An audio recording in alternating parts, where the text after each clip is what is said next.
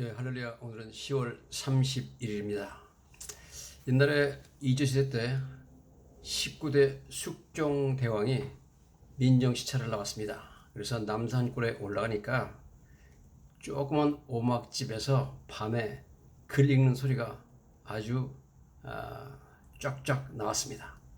그래서 이 사람이 도대체 누군가 해서 그 집에 들어갔습니다. 가면서 뭐라고 얘기했냐면, 지나가는 과객이요, 들어가도 괜찮겠어. 그러니까 그 안에서 뉘시오. 여기 야순한테 야간에 순찰을 다니는 경찰을 말하는 것 같습니다. 야순한테 쫓겨가지고 시간이 넘어 잠깐 들렸다 가려고 그래요. 그러니까 주인이 말하기를 그러면 들어오세요. 그래서 들어갔답니다.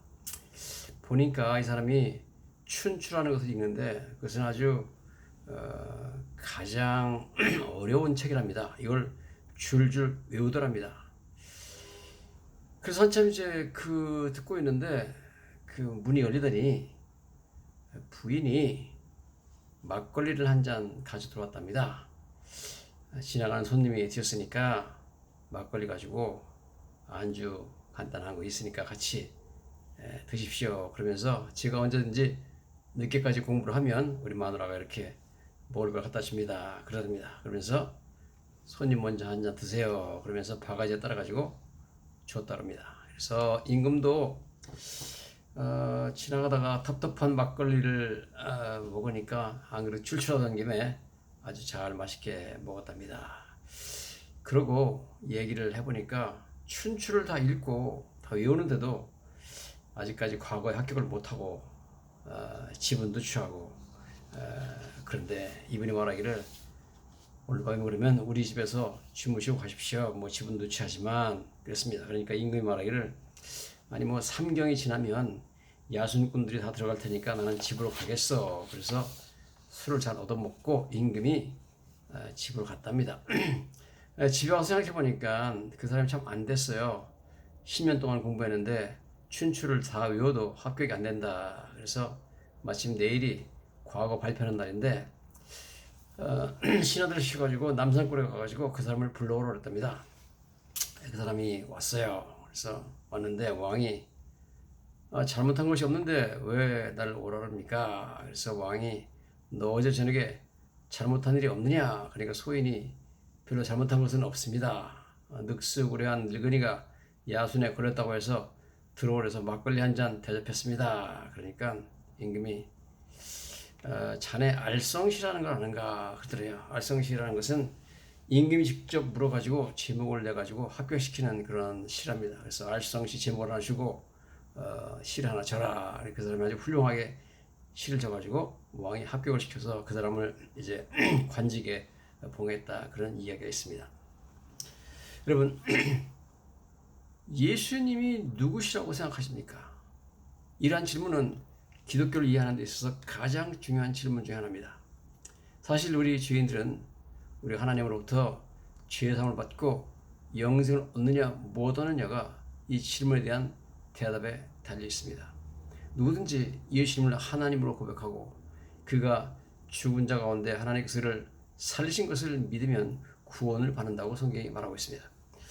여러분, 놀랍게도 예수님은 단순한 성인이 아닙니다. 예수님은 천지와 우주 만물을 창조하신 하나님이십니다.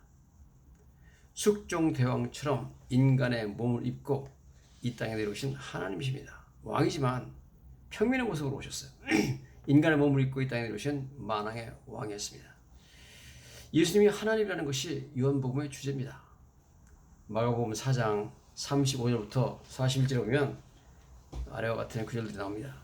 그날 저물 때 제자들에게 이르되 우리가 저편으로 건너가자. 예수님과 제자들이 갈릴리 바다를 건너가는 거죠. 그들이 무리를 떠나 예수를 배에 계신 그대로 모시고 가매 다른 배들도 함께 가니 큰 광풍이 일어나며 물결이 배에 부딪혀 들어와 배에 가득하게 됐더라. 갈릴리 바다를 건너가는데 엄청난 바람이 불었다는 거죠. 예수께서는 고물은 배의 뒤편을 말합니다. 베개를 베고 주무시더니 제자들이 끼어 이르시되 선생님이여 우리가 죽게 된 것을 돌아보지 아니하시나이까. 우리가 죽게 생겼습니다. 혼자 주무시면 어떡합니까? 그렇게 말한 거죠. 그런데 예수께서 깨어서 일어나 바람을 꾸짖으시며 바다더러 이르되 잠잠하라 고요하라 하시니 바람이 그치고 아주 잔잔해졌다 이렇게 나옵니다. 어떻게 사람이 바다와 바람을 향해서 명령을 할 수 있으며 어떻게 그 바다와 바람이 예수님 명령을 듣고 잔잔해지죠? 도대체 이분이 누구길래 예시자들이 이르되 어찌 이렇게 무서워하느냐 너희가 어찌 믿음이 없느냐 예수님 말씀하시고 그들이 심히 두려워하며 서로 말하되 그가 누구이기에 바람과 바다도 순종하는가 하더라. 저분이 누구길래 바람과 바다도 순종하는가 이렇게 제자들이 서로 물어봤습니다. 누구죠? 도대체 누구길래 바람과 바다도 그분에게 순종합니까? 바로 예수님이 하나님이시기 때문에 그렇습니다. 예수님의 제자들은 바람과 파도에게 명령하셔서 바람과 파도를 잠잠케 하시는 예수님의 능력에 놀라서 도대체 이분이 누구시길래 바람과 바다도 순종하는가라고 말했습니다. 예수님은 하나님이시기 때문에 그분의 명령에 바람과 파도가 순종했던 것입니다. 예수님이 단순한 성인이라면 여러분은 그분을 잊어버려도 좋고 무시해도 좋습니다. 그러나 그분이 하나님이시라면 문제가 달라집니다.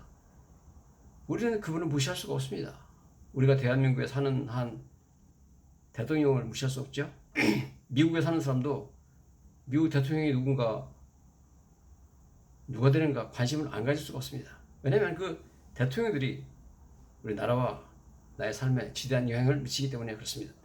예수님은 단순한 인간이 아니라 하나님이시라는 사실을 죽음을 이기시고 3일 만에 부활하심으로써 결정적으로 증명하였습니다.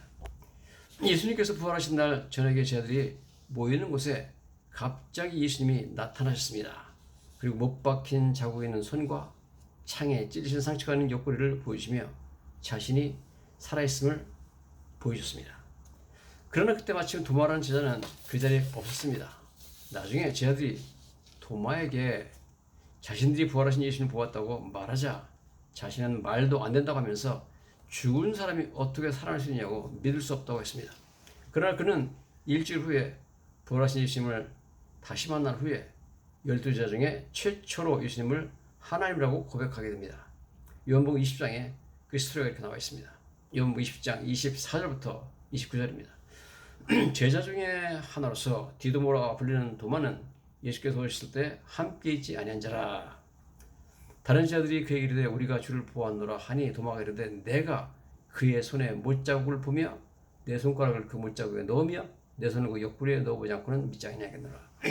예수님 손에 찔린 못자국에 손가락이 들어갈 수 있고 찔리신 창자국 허리에 주먹이 들어갈 수 있죠. 그래서 내가 거기다가 내 손가락을 넣어보고 옆구리에다 창자국에다가 내 손을 갖다 집어넣어서 들어가나 안 들어가나 보고 그러면 내가 예수님을 부활한 걸 믿겠노라 그랬습니다. 여드레를 지나서 일주일 지난 후에 제자들이 다시 집안에 있을 때 도마도 함께 있고 문들이 닫혔는데 예수께서 오사 가운데 서서 이르시되 너에게 평강이 있을지어다 하시고 도마에게 이르시되 도마를 직접 바라보시면서 말했죠. 네 손가락을 내밀어 내 손을 보고 네 손을 내밀어 내 옆구리에 넣어보라. 그리고 믿음 없는 자가 되지 말고 믿는 자가 되라 그랬습니다. 와, 그러니까 도마가 대답하여 이르되 바로 이렇게 말하죠. 나의 주님이시여 나의 하나님이십니다. 도마가 12제자 중에 최초로 예수님을 하나님이라고 고백했습니다. 예수께서 이르시되 너는 나를 본고로 믿느냐 보지 못하고 믿는 자들은 복되도다. 너는 나를 본고로 믿느냐 보지 못하고 믿는 자들은 복되도다 하시니라. 여러분들도 도마처럼 예수님을 하나님으로 믿으시고 영생을 선물로 받으시는 복된 자들 되시기를 간절히 바랍니다. 할렐루야.